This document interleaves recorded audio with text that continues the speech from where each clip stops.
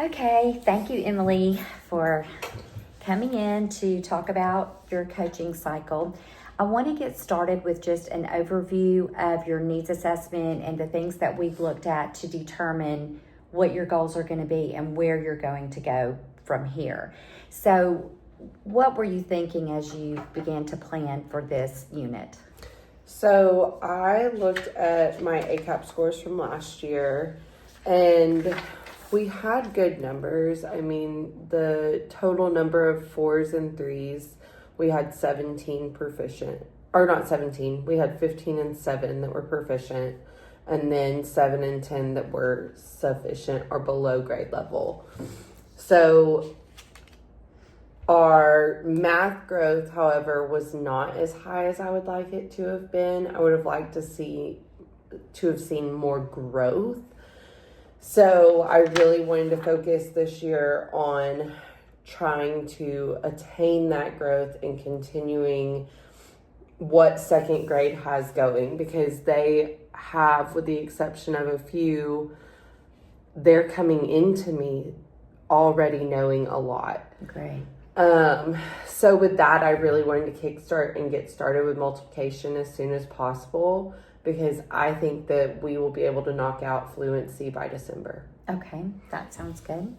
So based on the data from the ACAP, I had chosen to look at the first standard 3.OA.1 to work on equal groups and identifying the number of groups. Okay. And that's one that consistently falls within the pacing guide and the focus map as ongoing learning. So yeah, that's a good place to start. Yes, and I was able to assess them. Now, where did you, can you just briefly give us a little information on where you got your formative assessment? Yes, so from the item specs of the ACAP, okay, we are able to pull from the AMSI website. They have different options of past ACAP questions, and that is where I pull all my pre-assessments from, unless they don't have one. And then if they don't have one, I pull it from not do the math, the math and practice. Math and practice. Okay. Yes.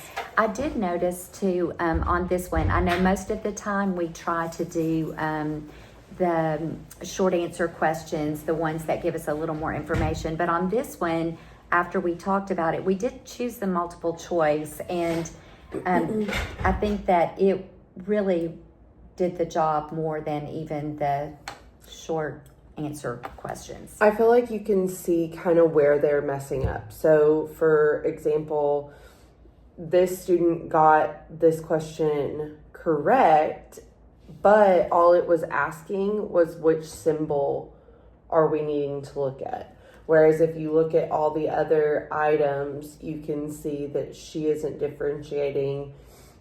This is equal groups. How many equal groups? She just was able to pick out the multiplication symbol. Okay.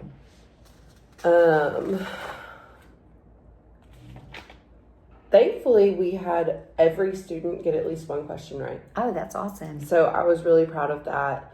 But it made it a little bit more difficult to score in my mind, even following the formative assessment guidelines, because they did pick one at least one correct. Okay. And so you want to give them that, the benefit of the doubt, like they knew what they were doing. But if they got number 2 correct, where all they had to do was pick the symbol, then they really don't have a clear understanding of what we're doing. And so they would be a 1 in my opinion. All right. Well, I'm glad that we got the